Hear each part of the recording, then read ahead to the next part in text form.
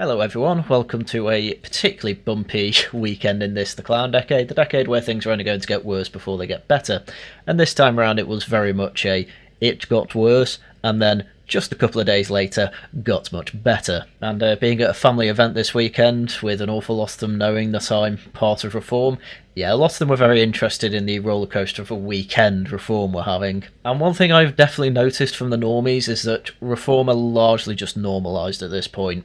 I always wonder, because quite a few of them are anti-Brexit, very much so, I always wonder how much they don't trust Farage, but, as I say, largely, they're quite normalised. And this is even shocking from my perspective, but they really don't seem to care that Nigel Farage is Mr. Brexit man. And in fact, an awful lot of them are quite impressed with what DOGE is trying to do and what it has done so far. And they don't even care about the name, because I'm one of the people that thinks it's a stupid name along with other people, because it's too related to Musk, but the normies don't seem to care.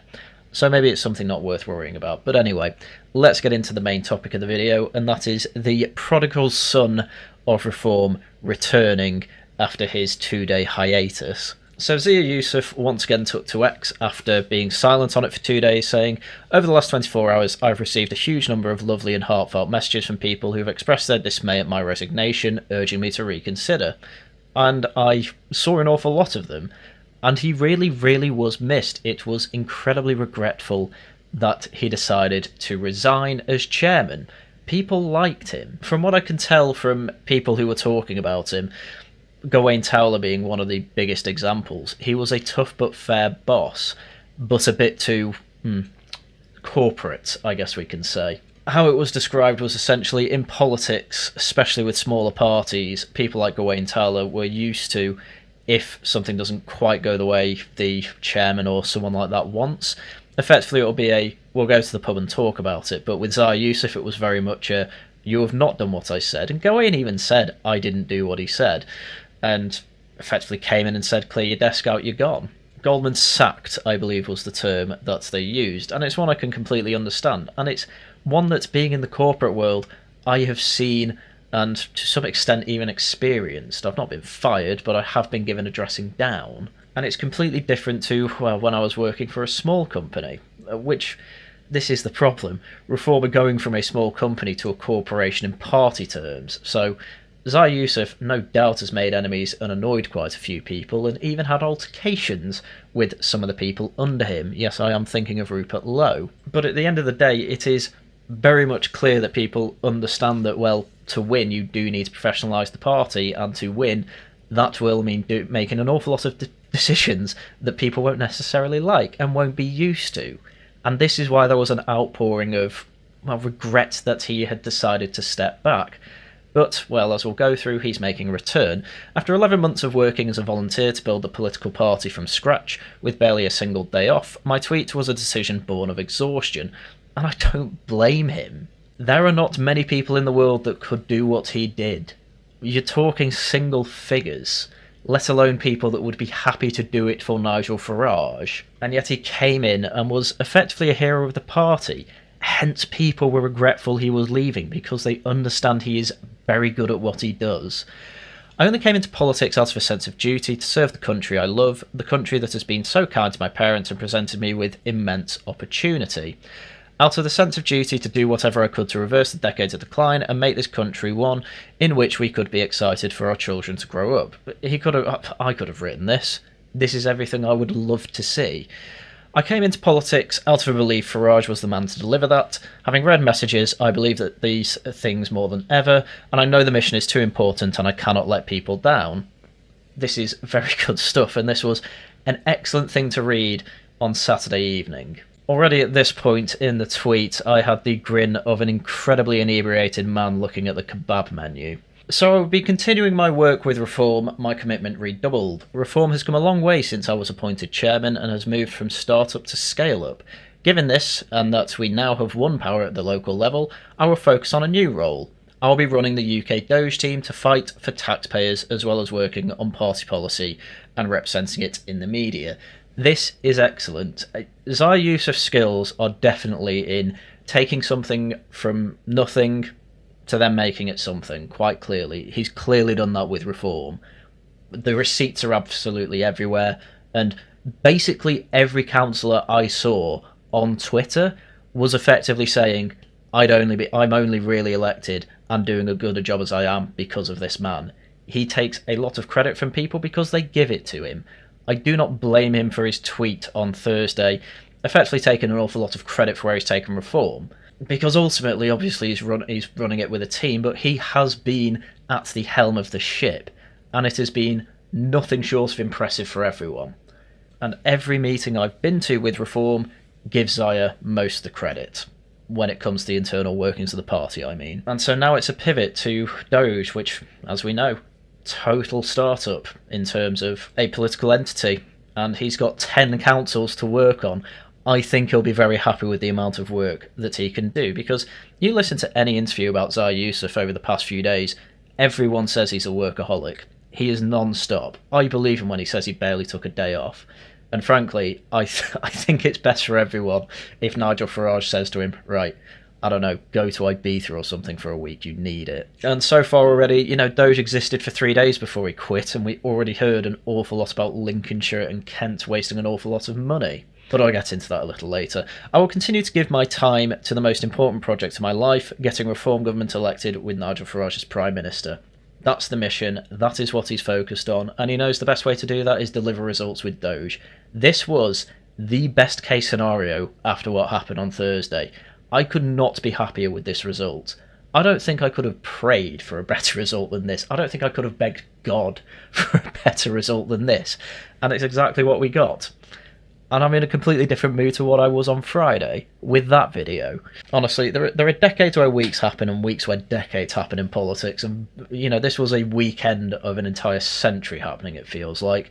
That's obviously over-egging it, but I can't really describe how happy I am that this is what Zia has decided to do. Anyway, it was clearly Nigel who convinced Zia Yusuf to return, as clearly Nigel Farage understands people who are valuable to the cause.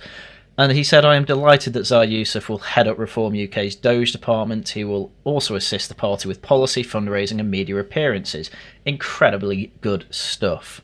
It's no secret that basically everyone now is saying Farage and Reform obviously need some detailed policy. And it's a criticism that I've never disagreed with. It's one that I think has been ridiculous to focus on while they're in the middle of trying to win local elections and get the whole party machine to a point where effectively they can keep it chugging along and then they can focus on policy. And clearly that's what they're all pivoting to.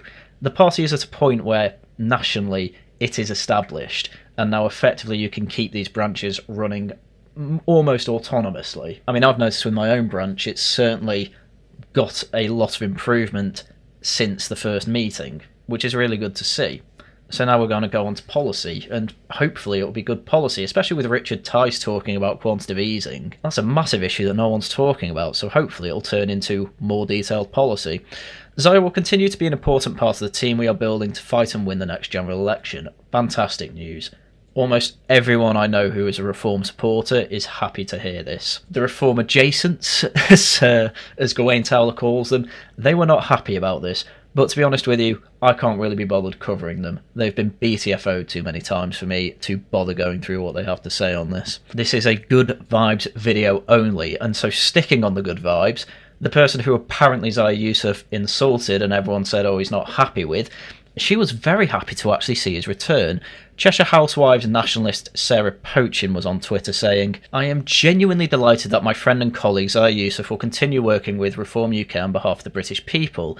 His attention to detail and superb intellect has been a huge asset to us, and I look forward to supporting him and his work to deliver the DOGE initiative. No bad blood here, at least publicly. No bad blood whatsoever. This is just, he has done really good work with me in the Runcorn by-election. He directly helped me get elected. I'm very happy to see him back because he will help get more MPs elected for Reform. Just the narratives that Reform is falling apart and Zia Yusuf is not helpful in any way or didn't do anything or is a detriment and actually doesn't like the party or the policy or the direction is going, or he cares more about Islamic values than anything else. None of it's true.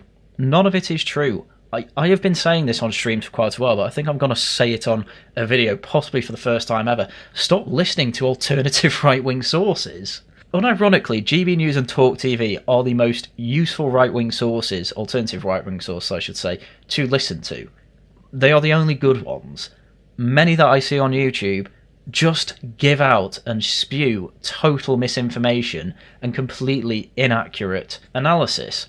I saw Carl throw out a video about Zia returning, and I've not watched it, but there was a lot of discussion in the Discords about it, and it might be one that I actually have to go through to directly explain what I mean, but people like that and Academic Agent and, you know, some other people on the alternative right, or dork right as I like to call them on Twitter, they just throw out the most nonsense arguments, the most nonsense analysis I have ever seen. And it throws me through a loop how none of them are embarrassed by that, but, well, anyway, I'm not here to focus on that. I might save it for another video, depending how much drama I can be bothered with. But reality of the situation is that an awful lot of my analysis and predictions appear to come true. The holes I seem to be able to pick in the analysis I see on Twitter of some of these people I'm talking about, you know, I'd make Swiss cheese out of their takes. But anyway, as I say, good vibes only, so let's carry on with the good vibes. The only MP that didn't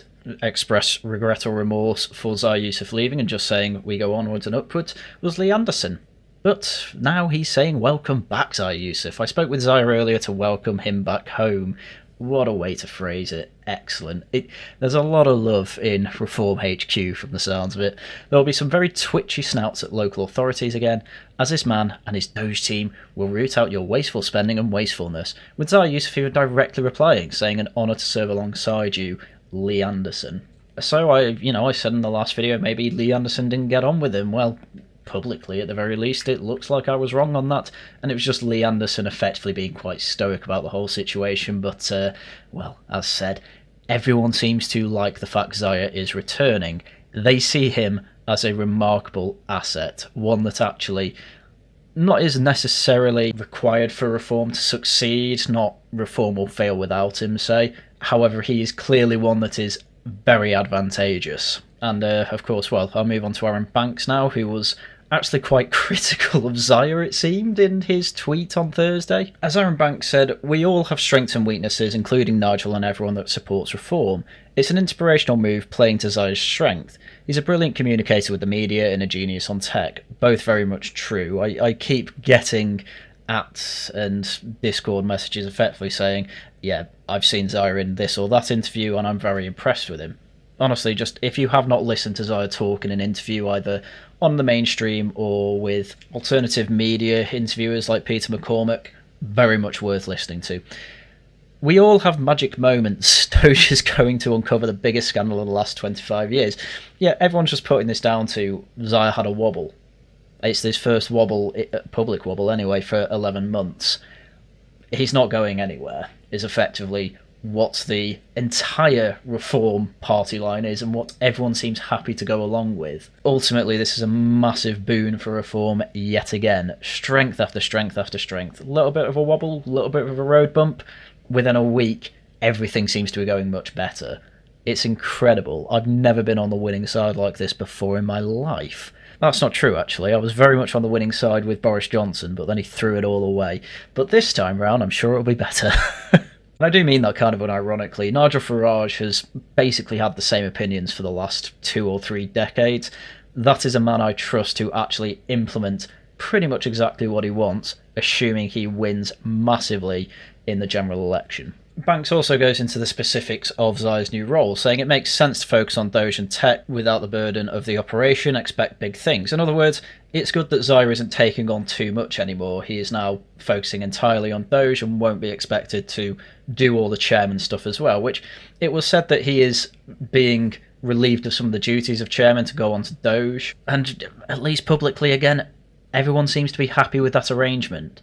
That is largely what is good for everyone. And we're probably going to see a new chairman this week. I'm hearing rumours that it will be announced tomorrow or Wednesday. My favourite pick is probably Dr. David Bull, but Aaron Banks probably wouldn't be too bad either. There's a pool of talent to pick from, and I think at this point, the main person you should pick is one who can deal with the media quite well, which, given Dr. David Bull has his own show on Talk TV, probably the best person for that particular role, but we'll see how it goes. It's also worth noting that Nathaniel Freed, who again on Thursday said effectively Zia's leaving, I am too, has not really said anything about his return to reform or anything like that, but he is clearly back because he is making entire threads on wasted money from councils, saying these contracts wasted between $1 million and nearly $3 million of your hard-earned money, and this is about buying Microsoft licenses for council workers.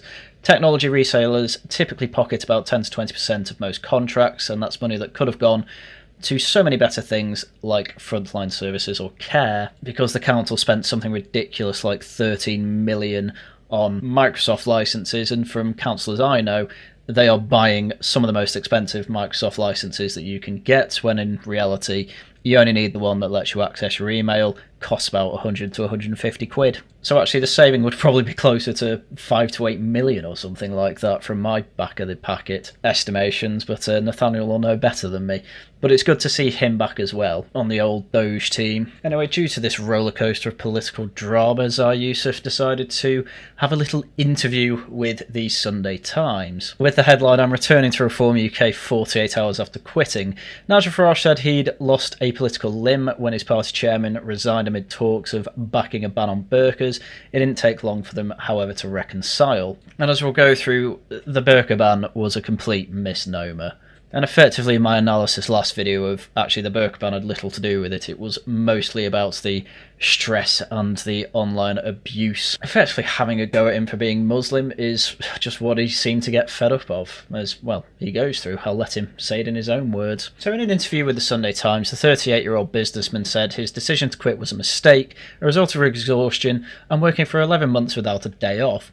He was speaking alongside Farage, who said Yusuf will now effectively be doing 4 jobs. Although his formal title has not been decided, he will lead Reform's Elon Musk-inspired DOGE unit. For God's sake, do not call him head of DOGE, which the party says will root out wasteful spending in the 10 councils it controls, starting in Kent, and he will also have a stake in policy-making, fundraising and media appearances for the party. Excellent stuff, as I said before. While Reform hopes the rapprochement will quash questions about Farage's ability to work with others, which I think it has done quite well, concerns over the personality clash at the top of the party linger. Yes, well, how is that different to any large-scale political party? Reform will split Yusuf's former role into 2, a front-facing chairman who will tour the country, and a deputy in charge of organisational matters. Good stuff. There will also be a new head of operations and someone to run the party's finances and help Nick Candy, the treasurer, with fundraising. The replacements and appointments shall be announced on Tuesday. Well, there you go. And Farage will give a speech on Monday at Port Talbot, South Wales, as he seeks to build momentum before the Senate elections next year. And from the polling that's been going on, Reform is doing particularly well in Wales. The most accurate I can find pretty much puts them neck on neck with Plaid Cymru, with Labour trailing behind. So Yusuf, a practising Muslim, quit on Thursday evening, having taken umbrage at the party's decision for call to a debate on banning the burqa, a move he'd announced as dumb.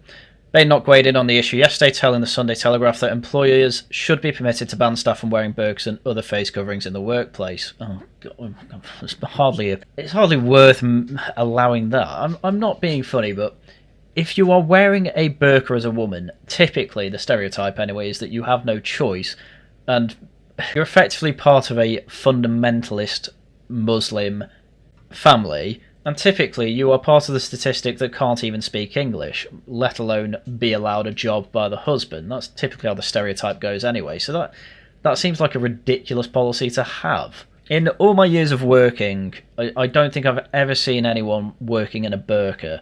I have at most seen a hijab, which is nowhere near as strange to the British because, well, we used to be a country of headscarves, really. But at least you can see their face and identify them. That's the main problem here. My view is that people should be able to wear what they want, not what their husband is asking them to wear or what their community says they should wear, the Conservative leader said. And so you're only going to apply that in the workplace, strangely. Such a weird position. She went on to say that organisations should be able to decide what their staff wear. It shouldn't be something that people should be able to override. And in the interview, Badenoch also criticised Sharia courts and first cousin marriages. Fine. British law allows individual employees to set dress codes, although they could face legal challenges under the Equality Act at present if they tried to force staff to remove face coverings. Incredible.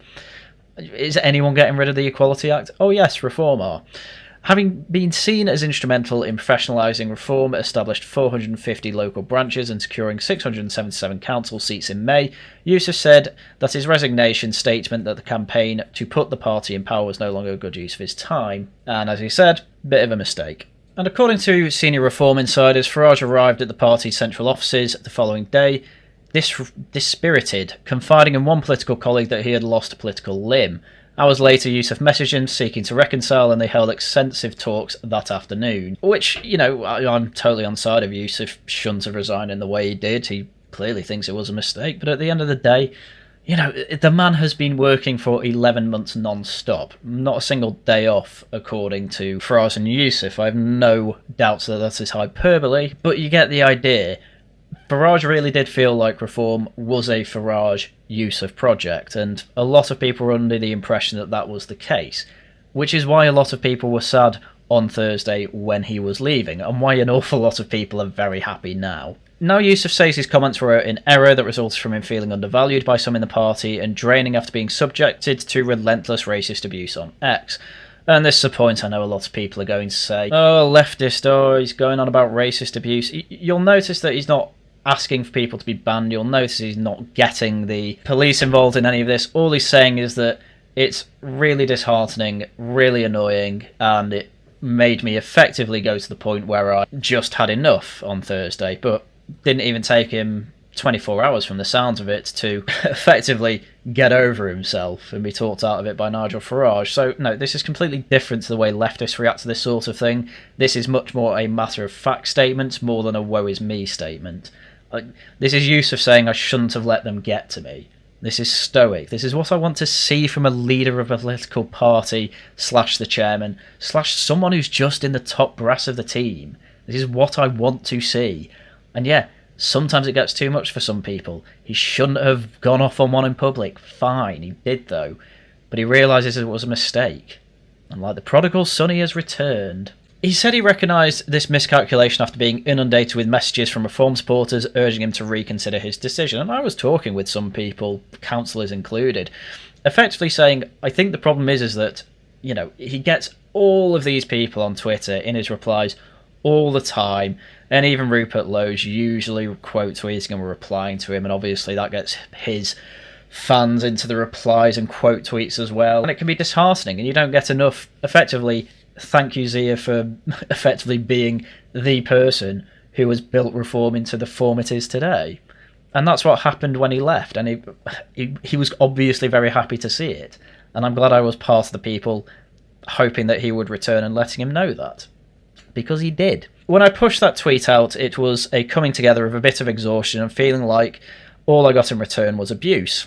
Yep, absolutely. I've seen it on Twitter. Hell, my last video, half the comments were people having a go at him for being Muslim, pretending that he wasn't a massive part of why reform was successful, and effectively saying, oh, this is obviously all about the burqa ban. It has to be about the burqa ban. What else could it be? And it's all just nonsense. No, it turns out, unfortunately, and again, you have to be really careful not to give them too much credit here, but these dork righties, yeah, they nearly got a scalp. And now Zia Yusuf effectively returning, saying, no, you didn't, and I'm not going to let you. But you do not want to encourage them. That is the last thing you want to do. Effectively, Zia did the worst thing you can do on the internet, and he fed the trolls. I don't think he's going to be doing that again. And I think even Nigel Farage said in an interview, just turn the replies off. Well, not turn the replies off. Just ignore the notifications on Twitter. It's only going to make you feel bad. Focus a lot more on what people are saying in the real world, and everyone is happy with Zia. When he launched DOGE and when he had a big old conference with most of the councillors who were elected, after he did his speech about what they're going to do and what their plan is, he got a standing ovation. He got a standing ovation from people that he helped get elected. Zia Yusuf is seen generally in the party as invaluable, and as he said, all he's getting on X is a lot of abuse, and well, it's the internet and you should be used to that, let's be fair here. And he just let it get to him, and with all the exhaustion that he's had as well, it's an awful lot of what I said on Friday's video turns out to be quite accurate. I think that's where I'll leave that point. I was doing so many things in the foreground and background, and anybody who had been a part of the high growth startup outside of politics will sympathise and empathise with that. And what has happened since then is I've been inundated with messages from Reform members and supporters who were saying they were devastated and heartbroken and asked me to really reconsider the decision. Good. And again, that's pretty much what I saw and pretty much what I was hearing from my sources in councils and elsewhere from Reform. Universally liked, pretty much. The most universally liked man in Reform, aside from maybe Nigel Farage. Pretty incredible. Certainly put his name on the Reform map. Can't at all argue with that. I left my business interest behind. I volunteered full time because I love my country, and I believe the best way to save it and turn it into a great one is for Nigel to be Prime Minister. It made me realise that in that moment I was turning my back on that, and I didn't want to do that. I realised I did have an important role to play. I spoke to Nigel and I said, I don't mind saying I made an error. It was a function of exhaustion. And in a lot of ways, that is admirable. And it's a thing that I keep noticing from a lot of people saying, oh, Nigel can't get on with anyone. There's never any appreciation for the mistakes made from people who, hate Nigel, effectively. No acknowledgement from Ben Habib that he possibly did some things wrong, say. No acknowledgement from Gerard Batten, you don't really hear about much these days, but Stephen Wolfe, for example, you just don't hear these people really giving a nuanced take on the story. And it sounds like Zia Yusuf can. And to be honest with you, for any businessman to be able to say, I made a mistake, that's rare. That is very rare, actually. And again, part of the reason he's welcomed back like he is. Anyway, this is the important bit. Asked about the row over the burqa, Yusuf said he wanted to make it crystal clear that he certainly did not resign because he had strong views about the burqa itself. He did, however, feel blindsided by the decision of Sarah Pochin, Reform's newest MP, along with the other MPs, this was a joint decision, to ask about a ban at PMQs, and he described the controversy as an internal miscommunication issue, which Reform does have issues with, and they're all... Well, they obviously don't say it from a megaphone, but they certainly blame it quite a lot, so it's something that should be sorted. I learnt about it for the first time on X. He added, I don't mind saying that it frustrated me, but these things happen. I'm not an MP, it's perfectly reasonable for me to not have known about it, and Sarah did inform the other MPs. And he said on reflection that his personal view is that if there were a vote in Parliament, he would probably actually vote to ban it. But philosophically, he's always a bit uneasy about banning things which, for example, would be unconstitutional in the United States. Okay, very America-brained, but I still get the idea. And it's a view I largely hold as well. I'd vote to ban the burqa, by the way, as well, as I would with all face coverings, because I do not like the idea... Basically, you don't do that unless, one, it's very, very, very, very cold, in which case, okay, maybe there should be some exceptions, or you're doing something dodgy, typically. Not that I say people in burqas do things to be dodgy, however, ISIS did ban it as well because people were being a bit dodgy in burqas. Which such a ban no doubt would be. And he added, I do not think that it is one of the most important issues British people face in their day-to-day lives. And so this was his main issue. We've got a lot of other things to talk about. I want to focus on things like that. Why are you asking effectively about a peripheral issue?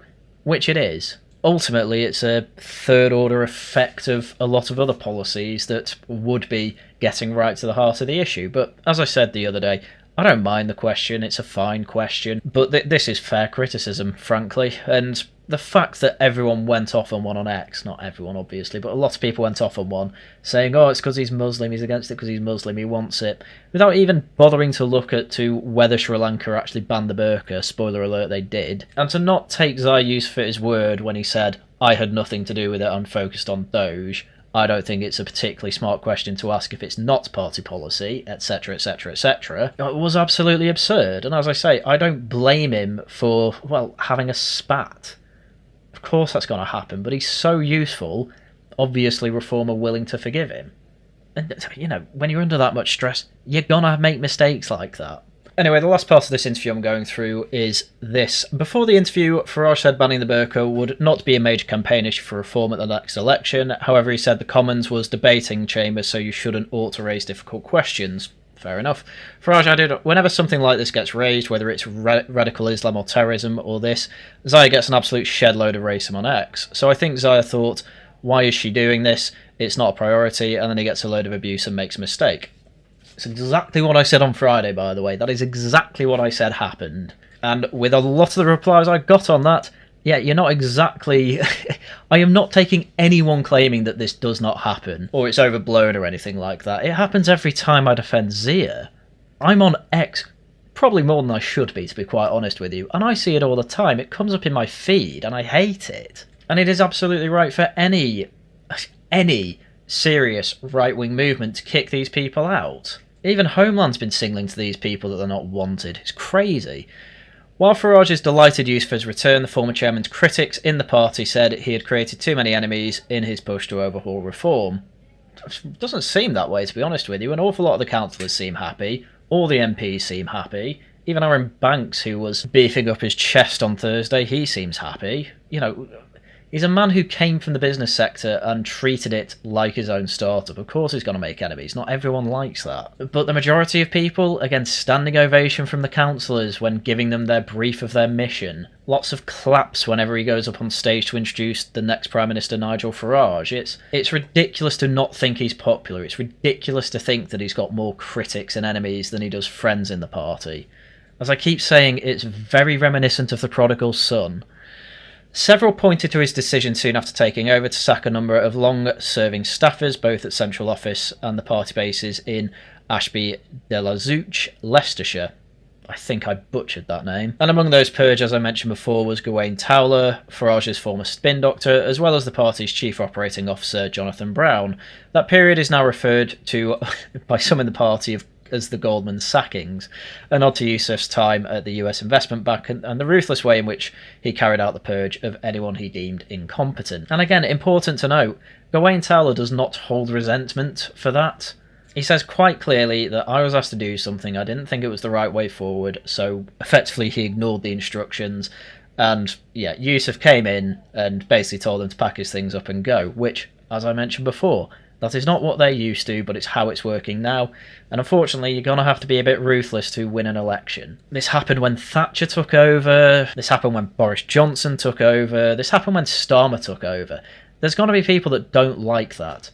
However, you can't argue with results, can you? And at the end of the day, a lot of the people who did leave and are respectful of the fact that Zia knows what he's doing, like Gawain Towler, like Dr. David Bull, what's ended up happening is that they've stuck on, and now some of them are favourites to be the replacement chairman.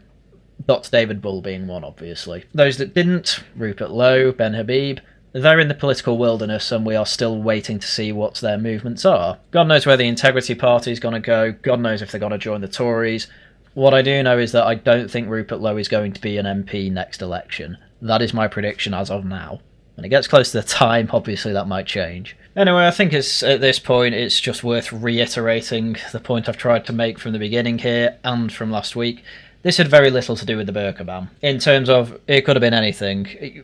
Zia was at his wit's end, overstressed, overworked, and he was pushed over the edge by the fact that all he got for a whole day on Twitter was people having a go at him for being Muslim and, well, effectively having reasonable criticisms of the question being asked. There's more important things to ask. I would agree. Still doesn't mean it's a bad question, obviously, but there's definitely more important things to talk about.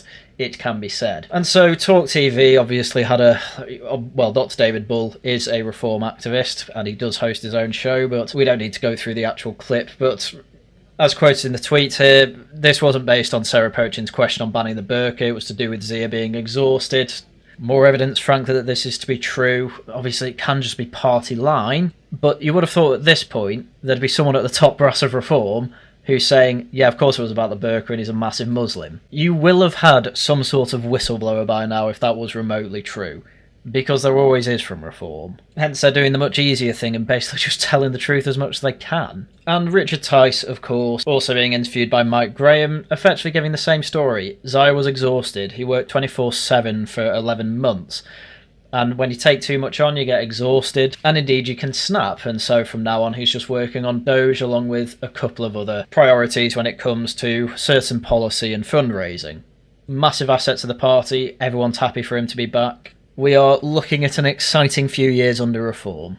That is what I can conclude after all this, and once again, I am very, very happy. So I think with that, it's, well, as we were saying on Friday anyway, onward and upward. Just this time round, we are keeping the man who had great passion for making the DOGE project work, back as the head of it, along with the team who he was building for it anyway. I think we can start expecting some great things. And as I said before, I was at a family event this weekend, and obviously politics comes up as it does with me, and everyone, and I mean pretty much everyone, I shouldn't say everyone, I didn't talk to everyone about it, but everyone I talked to about it had heard about DOGE, was impressed with what they found, agreed that it's a total waste of money spending 13 million on, say, Microsoft licenses or however much it was to build that bridge to nowhere in Lincolnshire, and are happy to hear that tax money can probably be saved, and it's probably going to be happening in every council. And some of these family members are ardent Remainers, and they do not seem to care that this is being headed by Mr. Brexit man himself. There's a vibe shift going on. I think it'd be silly to ignore it, and I think it would be silly to throw away a political asset like Zia Yusuf over something as pathetic as he practices another religion, and quite clearly his philosophical outlook is, a lot more secular. I have been at pains to point out for some time that the type of people who manage to, frankly, ruin the country and make it even worse all happen to be white, either atheist or Christian, and of course leftists. It's almost like being a leftist is the only part of that matters. It's amazing. When it comes to politics, the only part that matters is your political opinions and your position on the political spectrum. That tends to actually inform political opinion and action. Amazing. Treating people as individuals, it's unbeatable. It's what made Britain great in the first place. Right, anyway, with that, I think I've covered everything I need to today. It's now time for me to go off and see what Nigel Farage had to say in Wales, as that is very much more in my wheelhouse. And I suppose if you've got to this point, do let me know in the comments if you would like me to react to a CAD Daily's video on this whole episode, because if nothing else, it will give me an excuse to watch Sargon again. Right, anyway, as I say, with that, that's everything I had for you for today. So, tomorrow it is Tosh Talks. We are going to be going through Dominic Cummings' latest blog, in which he talks about his theories of regime change and civil war, so do come along to that. We've got the Dominic Cummings expert Joz on for that, so it should be fun. On Thursday, of course, we have some Subnautica, and Friday we have a little bit of Laughing at the Guardian. It's going to be nothing short of a very fun episode, that, trust me. There's going to be a lot of talk of World War I can guarantee that. Right, with that, if you enjoy what I do, please do subscribe, leave a like, leave a comment. That really does help out the algorithm. And if you can spare some money, of course, do become a channel member or leave a super chat or super thanks on any video or stream that I do. Really helps out the channel, really keeps me going, and is really making my time worthwhile. And obviously I appreciate every single donation. Right, with that, everything I had for you for today. Once again, thank you very much for watching, and until next time, goodbye.